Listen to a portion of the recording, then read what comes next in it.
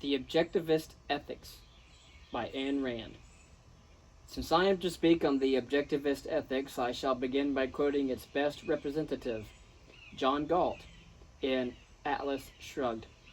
Quote, "Through centuries of scourges and disasters brought about by your code of morality, you have cried that your code has been broken, that the scourges were punishment for breaking it, that men were too weak and too selfish to spill all the blood that it required. You damned man, you damned existence, you damned this earth, but never dared to question your code. You went on crying that your code was noble, but human nature was not good enough to practice it, and no one rose to ask the question. Good? By what standard? You wanted to know John Galt's identity. I am the man who has asked that question. Yes, this is an age of moral crisis. Your moral code has reached its climax, the blind alley at the end of its course. And if you wish to go on living, what you now need is not to return to morality, but to discover it. What is morality or ethics? It is a code of values to guide man's choices and actions, the choices and actions that determine the purpose and the course of his life. Ethics as a science deals with discovering and defining such a code. The first question that has to be answered as a precondition of any attempt to define, to judge, or to accept any specific system of ethics is, why does man need a code of values? Let me stress this. The first question is not, what particular code of values should man accept? The first question is, does man need values at all? And why? Is the concept of value, of good or evil, an arbitrary human invention, unrelated to, underived from, and unsupported by any facts of reality? Or is it based on a metaphysical fact, on an unalterable condition of man's existence? I use the word metaphysical to mean that which pertains to reality, to the nature of things, to existence. Does an arbitrary human convention, a mere custom, decree that man must guide his actions by a set of principles? Or is there a fact of reality that demands it? Is ethics the province of whims, of personal emotions, social edicts, and mystic revelations? Or is it the province of reason? Is ethics a subjective luxury or an objective necessity? In the sorry record of the history of mankind's ethics, with a few rare and unsuccessful exceptions, moralists have regarded ethics as the province of whims, that is, of the irrational. Some of them did so explicitly by intention, others implicitly by default. A whim is a desire experienced by a person who does not know and does not care to discover its cause. No philosopher has given a rational, objectively demonstrable scientific answer to the question of why man needs a code of values. So long as that question remains unanswered, so rational, scientific, objective code of ethics could be discovered and defined. And so, with that being the case, the greatest of all philosophers, Aristotle, however, did not regard ethics as an exact science. He based his ethical system on observations of what the noble and wise men of his time chose to do conventionally, leaving unanswered the questions of why they chose to do it and why he evaluated them as noble and wise. Most philosophers took the existence of ethics for granted, as the given, as a historical fact, and were not therefore concerned with discovering its metaphysical cause or objective validation. And so, as long as the question of why man needs a code of values is the case, there is no rational, scientific, objective code of ethics that could be discovered or defined. And, of course, many have attempted to break the traditional monopoly of mysticism in the field of ethics, and allegedly to define a rational, scientific, non-religious morality, but their attempts consisted of trying to justify them on social grounds, merely substituting society, whatever that is, for God, whatever that is. The avowed mystics held the arbitrary, unaccountable will of God as the standard of the good and the validation of their ethics. The neo-mystics replaced it with the good of society, thus collapsing into the circularity of a definition, such as the standard of the good is that which is good for society. This meant, in logic and, of course, in today in worldwide practice, that society stands above any principles of ethics, since it is the source, standard, and criterion of ethics, since the good is whatever it wills, whatever it happens to assert, as its own welfare and pleasure. This meant that society may do anything it pleases, since the good is whatever it chooses to do because it chooses to do so. And since there is no such entity as society, since society is only a number of individual men, this meant that some men, the majority at any gang or any society or group of people that claims to be its spokesman, are ethically entitled to pursue any whims or any atrocities that they desire to pursue, while other men are ethically obliged to spend their lives in the service of that gang's desires. This could hardly be called rational, yet most philosophers have now decided to declare that reason has failed, that ethics is outside the power of reason, that no rational ethics can ever be defined, and that in the fields of ethics, in the choice of his values, of his actions, of his pursuits, of his life's goals, man must be guided by something other than reason. By what? Faith, instinct, intuition, revelation, feeling, taste, urge, sentiment, wish, whim. As you know, man's highest faculty is his reason. And it's by his reason that gives him power. Today, as in the past, most philosophers agree that the ultimate standard of ethics is whim. They call it arbitrary postulate, or subjective choice, or emotional commitment. And the battle is only over the question of whose whim, one's own or society's, or the dictators or God's. Whatever else they may disagree about, today's moralists agree that ethics is a subjective issue, and that the three things barred from its field are reason, mind, reality. If you wonder why the world is now collapsing to a lower and ever lower rung of hell, this is the reason. If you want to save civilization itself, it is this premise of modern ethics and of all ethical history that you must challenge. To challenge the basic premise of any discipline, one must begin at the beginning. In ethics, one must begin by asking, what are values? Why does man need them? Value is that which one acts in order to gain and or keep. The concept value is not a primary. It presupposes an answer to the question of value to whom and for what. It proposes an entity capable of acting to achieve a goal in the face of an alternative. Where no alternatives exist, no goals and no values are possible. I quote from Galt's speech, quote, "There is only one fundamental alternative in the universe, existence or non-existence, and it pertains to a single class of entities, to living organisms. The existence of inanimate matter is unconditional. The existence of life is not. It depends on a specific course of action. Matter is indestructible. It changes its forms, but it cannot cease to exist. It is only a living organism that faces a constant alternative, the issue of life or death. If an organism fails in that action, it dies. Its chemical elements remain, but its life goes out of existence. It is only the concept of life that makes the concept of value possible. It is only to a living entity that things can be good or evil. To make this point fully clear and cogent, try to imagine an immortal, indestructible robot or AI system, an entity which moves and acts, but which cannot be affected by anything, which cannot be changed in any respect in regards to that only by which it is programmed. It cannot be damaged, it cannot be injured or destroyed. Such an entity, for example, would not be able to have any values. It would have nothing to gain or lose.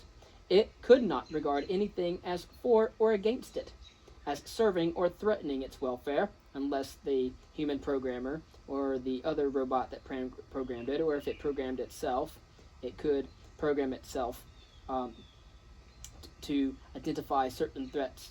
But it identifies nothing insofar as fulfilling or frustrating its interests. It could have no interest in their goals.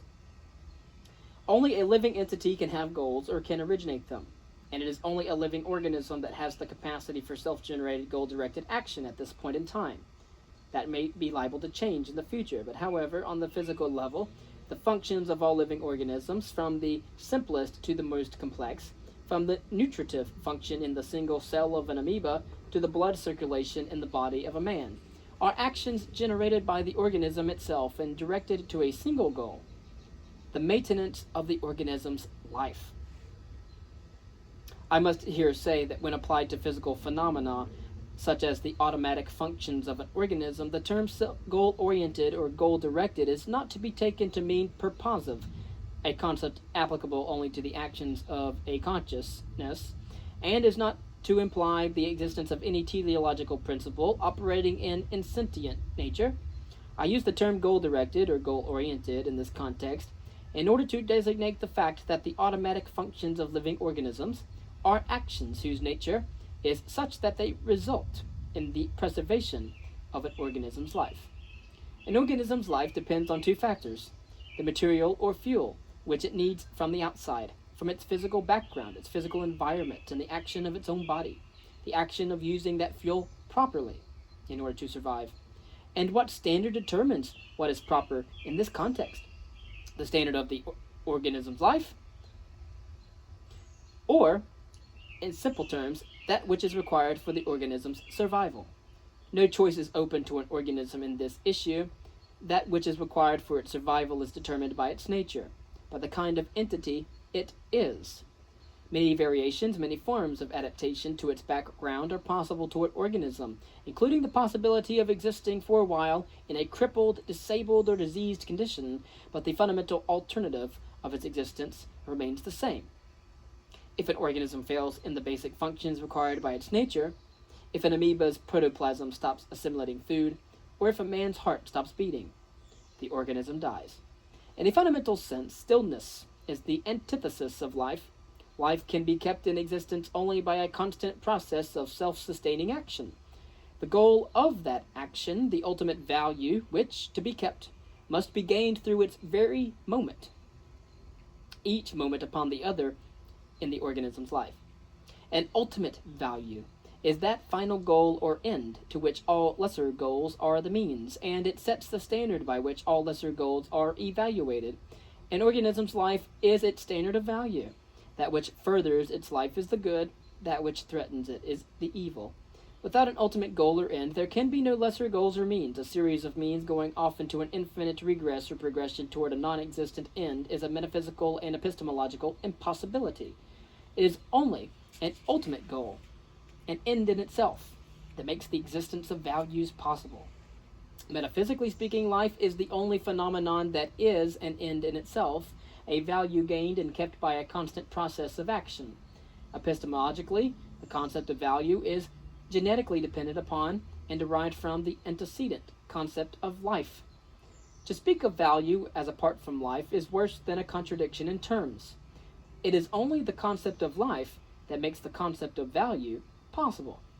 In answer to those philosophers who claimed that no relation can be established between ultimate ends or values and the facts of reality, let me stress that the fact that living entities exist and function necessitates the existence of values, and of an ultimate value, which for any given living entity is its own life. Thus, the validation of value judgments is to be achieved by reference to the facts of reality. The fact that a living entity is determines what it ought to do. So much for the issue of the relation between is and ought. Now, in what manner does a human being discover the concept of value? By what means does he first become aware of the issue of good or evil in its most simplest of forms? By means of the physical sensations of pleasure or pain. Just as sensations are the first step of the development of a human consciousness in the realm of cognition, so they are its first step in the realm of evaluation. And of course, you may be familiar with SR psychology, stimulus response psychology, in the behaviorist school. The capacity to experience pleasure or pain is innate in a man's body. It is part of his nature, part of the kind of entity he is. He has no choice about it, and he has no choice about the standard that determines what will make him experience the physical sensation of pleasure or pain. What is that standard? His life. The pleasure-pain mechanism in the body of man and in the bodies of all living organisms that possess the faculty of consciousness serves as an automatic guardian of the organism's life. The physical sensation of pleasure is a signal indicating that the organism is pursuing the right course of action. The physical sensation of pain is a warning signal of danger, again, indicating that the organism is pursuing the wrong course of action, that something is impairing the proper function of its body, which requires action to correct. The best illustration of this can be seen in the rare freak cases of children, for example, who are born without the capacity to experience physical pain. Such children do not survive for long. They have no means of discovering what can injure them, no warning signals, and thus a minor cut can develop into a very deadly infection. Or, from a medical standpoint, a major illness can remain undetected until it is too late to fight it. Consciousness, for those living organisms which possess it, is the basic means of survival. The simpler organisms, such as plants, for example, can survive by means of their automatic physical functions.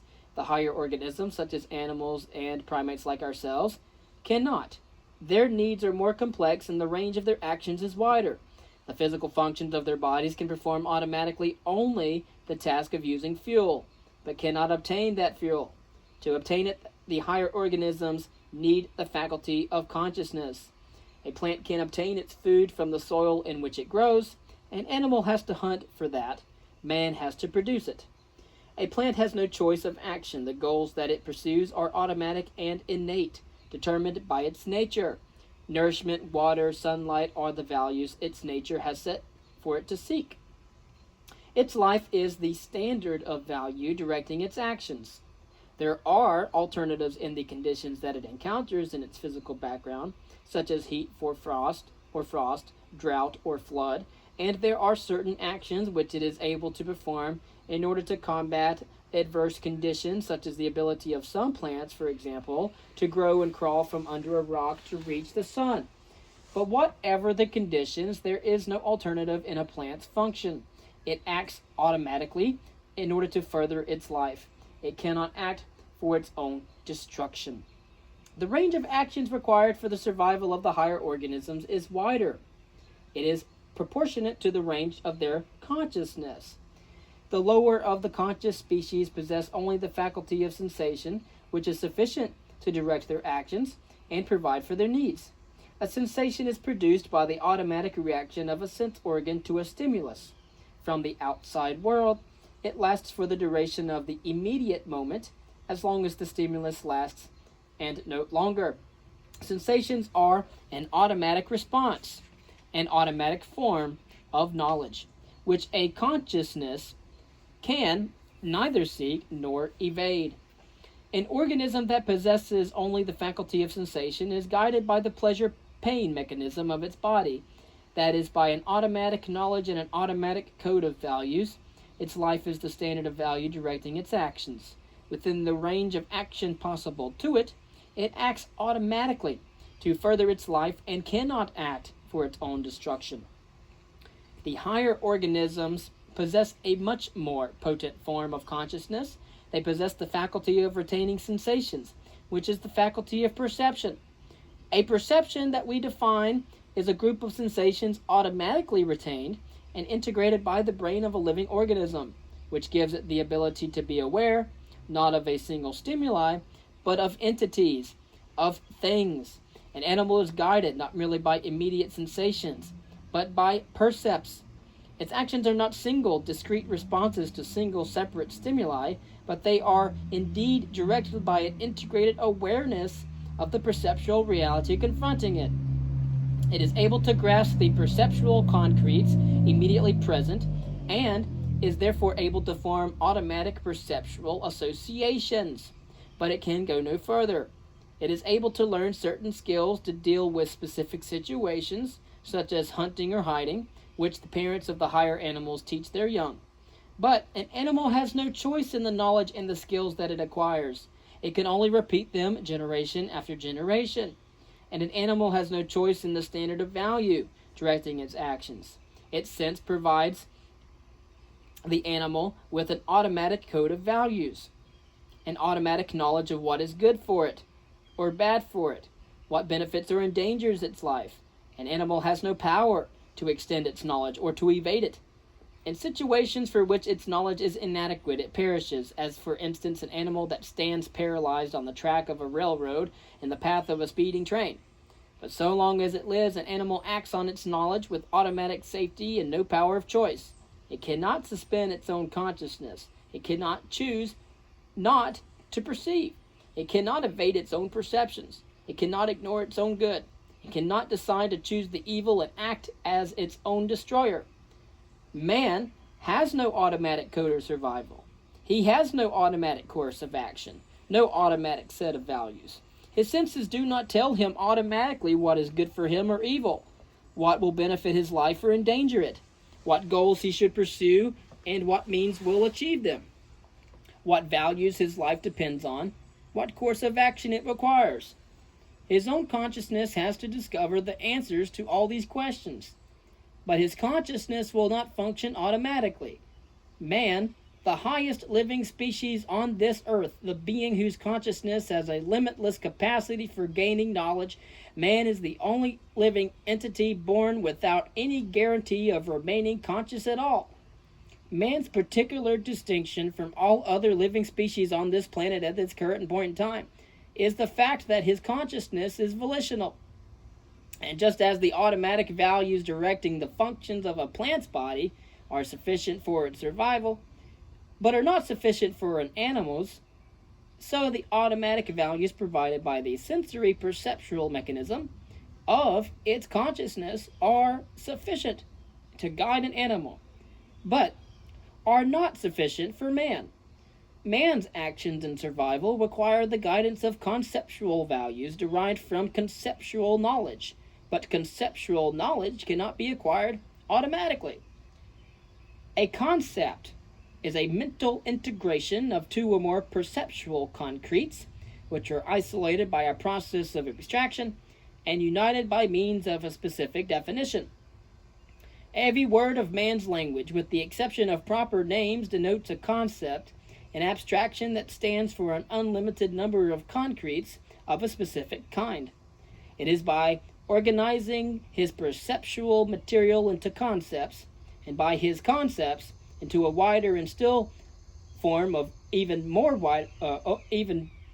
wider concepts that man is able to grasp and retain in order to identify and integrate an unlimited amount of knowledge, a knowledge extending beyond the immediate perceptions of any given immediate moment. Man's sense organs function automatically. Man's brain integrates his sense data into percepts automatically, but the process of integrating percepts into concepts, the process of abstraction and of concept formation, is not automatic. Again, what we're saying here, that it is by organizing his perceptual material into concepts and his concepts into wider and still wider concepts that man is able to grasp and retain, to identify and integrate an unlimited amount of knowledge, a knowledge extending beyond the immediate perceptions of any given immediate moment. Next, we'll talk about the process of concept formation.